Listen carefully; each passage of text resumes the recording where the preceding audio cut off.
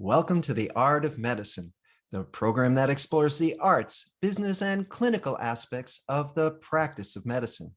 I'm Dr. Andrew Wilner, and my guest today is Dr. Jason Collier. Welcome, Dr. Collier. Thanks. Dr. Collier, you are a dental surgeon in Memphis, Tennessee, in private practice. And by way of disclosure, you're my dentist.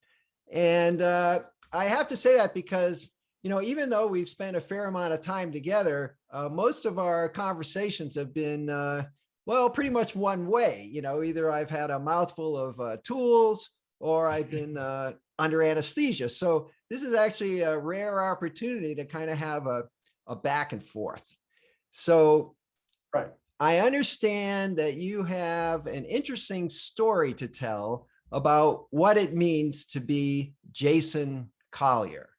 You want to tell me about that? Well, it depends on which Jason Collier you're talking about. So for me, so my name is Dr. Jason Collier. I have a dental implant practice in Memphis, Tennessee. I've been in practice here about 12 years, I believe it is, 12, 13 years now. Have 4 children, single father, own the practice here. And so I just kind of have my little groove, have my thing going. I've kind of been working on a little entertainment or TV show project over the past couple of years that is still under wraps, and that may come to light hopefully soon. But yeah, so that's me, Jason Collier, this Jason Collier. But actually just a few months ago, I got confused with another Jason Collier. So this guy was a policeman in Texas, and he was married, and he had children. But also while he was married, at the same time, he had 2 fiancées while he was married. So he has 2 fiancées, he's married, and he has several other girlfriends at the same time. So this guy's a busy guy. And so one of the girlfriends, or one of the fiancées, finds out about this this whole scenario, finds out about all the people that are involved with this other guy, and decides to post it on social media. And so it goes viral, and Nancy Grace picks up the story, makes it go international. And then that's when I come in the picture. I have a lot of people who are sending me messages or tagging me. Now, he's not a relative. You've never heard of this guy. It's just no, never heard of this guy. I don't know who he is. No, I have no idea who this guy is. So I started getting tagged in things, and at first I said, the first one was an employee of mine. And I said, hey, listen, can you please just untag me from that? I really don't want to be associated with what's going on there. I don't want that drama in my life. And so, but over the next few hours, and so that was in the evening, and over the next few hours and into the next morning, I started getting more and more comments and texts and messages. And so I thought, I need to go ahead and make a post or something, put it out there on social media, just say, hey, look, guys, I know there's this going on, but that's not me. And so I made a post, and then that went viral. And I started noticing, over the next few hours, I saw, there was a share, and then another share, and then look back and there's 12 shares, and then there's a couple hundred shares, and it turns into a few thousand, and there's a bunch of comments. So one of the little key elements that I left out of this story was that this other guy, is kind of like a funny little, I guess if you don't call it a quirky little part of the story, this other Jason Collier was buying coffee makers for these girls in his life. Apparently it was espresso machines or something, but he was, my understanding is he was giving all of them the same thing. And so when my little post went viral, I started getting all of these comments about coffee machines, asking me what I think about coffee machines, what I think about coffee. Can I send them a coffee machine? So I kind of got pulled into this story with this other guy. So a couple days later, after this was just kind of kept going, I thought, I thought, might as well make the best of it and just have fun. So I made a short video a couple days later and just responded to some of the comments from my original post, and was talking some about coffee and coffee makers. And one of the things I said was, so I'm kind of thinking about coming out with my own line of coffee maker. Let me know what you think. Send me some messages. And again, that went viral pretty quickly within a few hours. And I think now it's up over a few 100,000 views on that. But out of that, a couple people, weirdly enough, set up, and I've become friends with these people now, but they ended up setting up a fan page for me on Facebook. So I'm like, who has a fan page? But I have one of those now. And so in this fan page, some people were saying, you really should start a coffee company or something, do something do something good out of this. And so, I talked to some people and I said, you know what, let's do it. So we started a coffee company, and I was talking with a buddy of mine. He said, yeah, you should just call it something like GoodGuy Coffee. I said, well, sounds good to me. And I mentioned it to a few other people, and they said, that sounds perfect.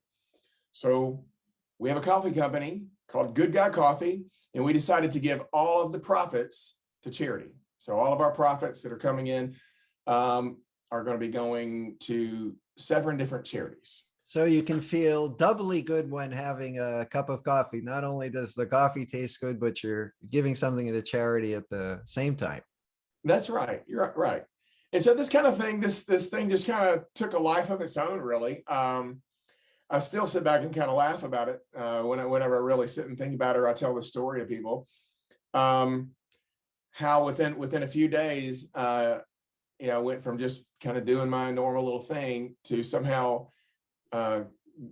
having this weird viral thing going on, and then within 3 weeks after that, we had a coffee company, fully functional coffee company.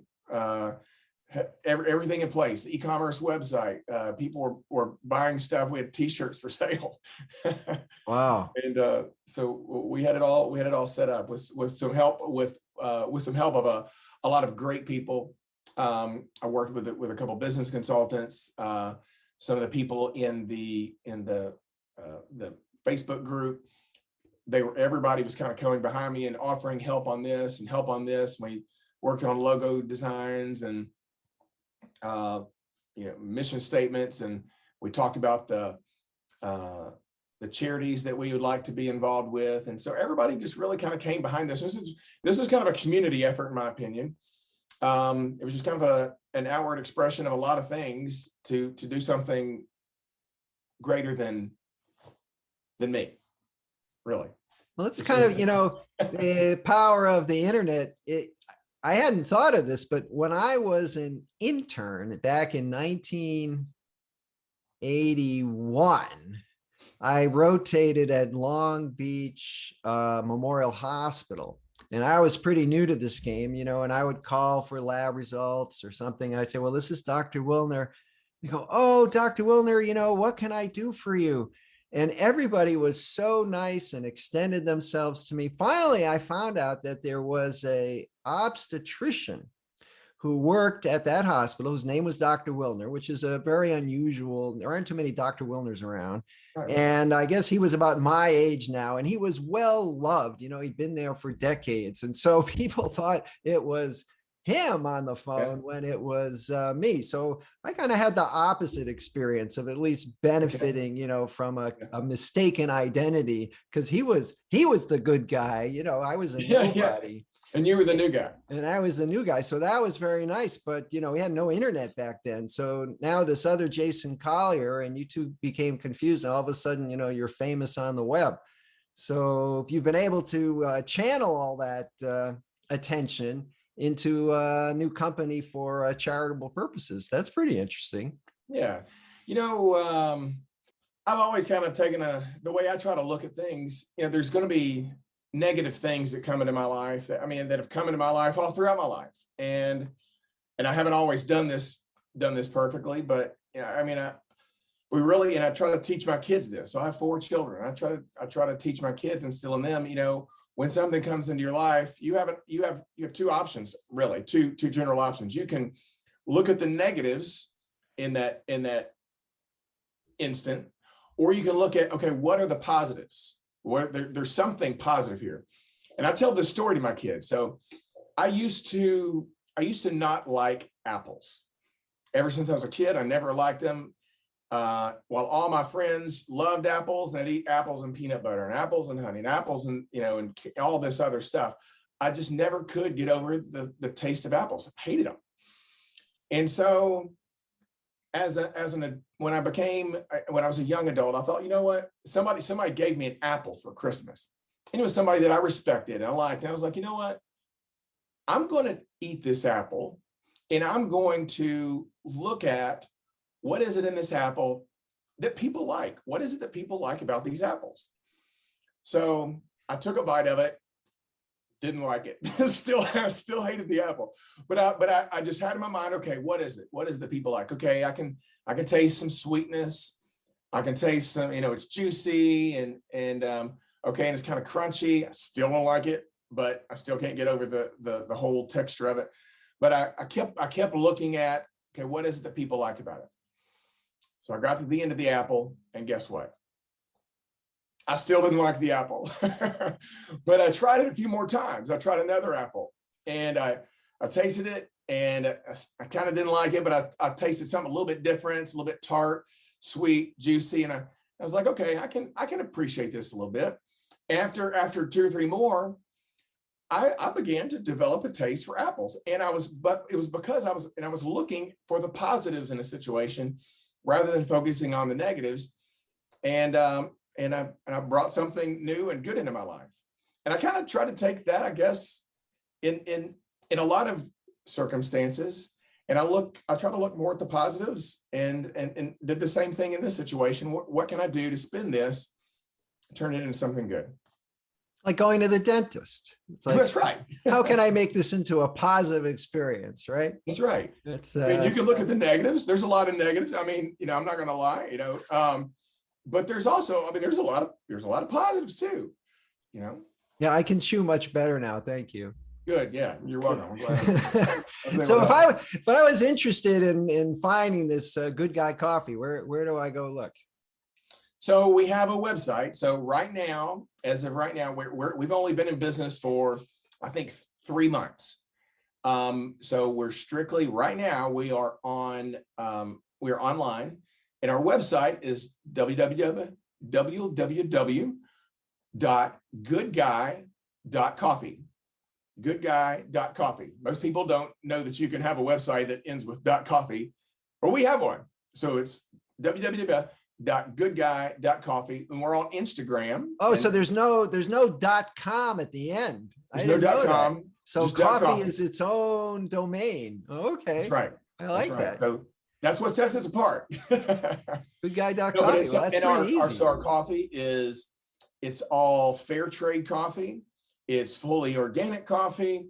So, you know, we're working with farms and farmers that pay a fair wage to their to the other farmers on the farm, as opposed to some of the farms are a little bit more close to, I don't want to say slave labor, but underpaid, not very well treated. Does it come from any particular place in the world?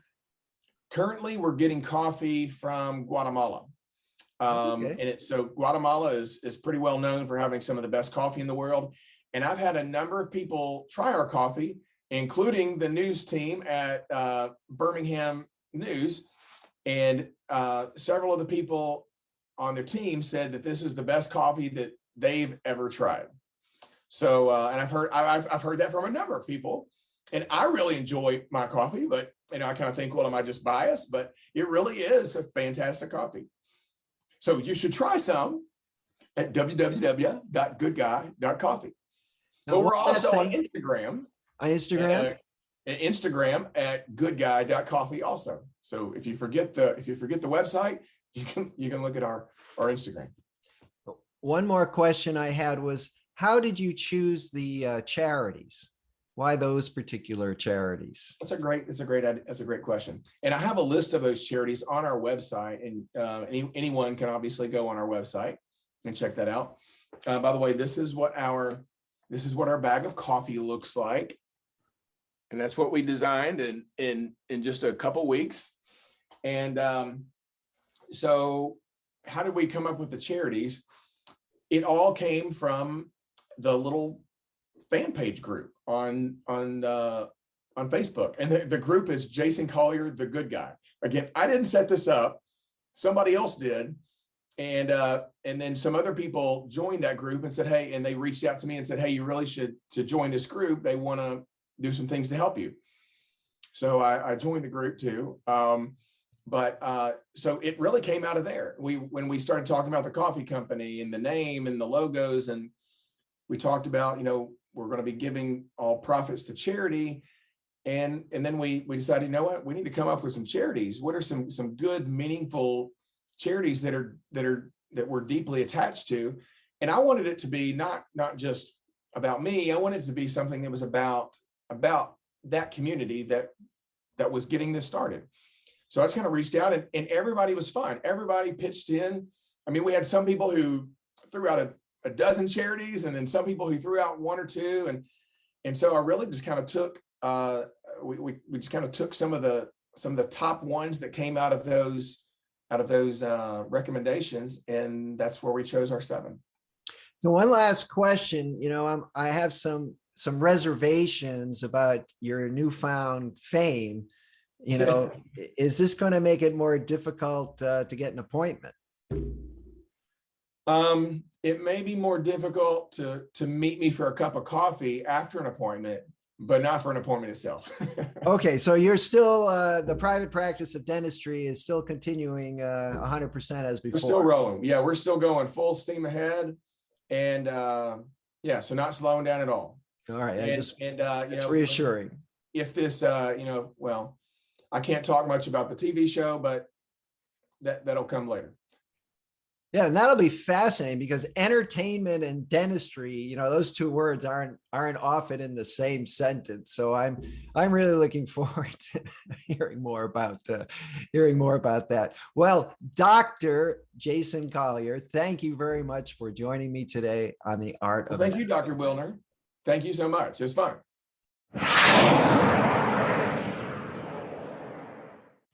This program is hosted, edited, and produced by Andrew Wilner, MD, FACP, FAAN. Guests receive no financial compensation for their appearance on The Art of Medicine. Andrew Wilner, MD, is Associate Professor of Neurology at the University of Tennessee Health Science Center, Memphis, Tennessee. Views, thoughts, and opinions expressed on this program belong solely to Dr. Wilner and his guests and not necessarily to their employers, organizations, or other group or individual. While this program intends to be informative, it is meant for entertainment purposes only. The Art of Medicine does not offer professional financial, legal, or medical advice. Dr. Wilner and his guests assume no responsibility or liability for any damages, financial or otherwise, that arise in connection with consuming this program's content. Thanks for watching. For more episodes of The Art of Medicine, please subscribe. www.andrewwilner.com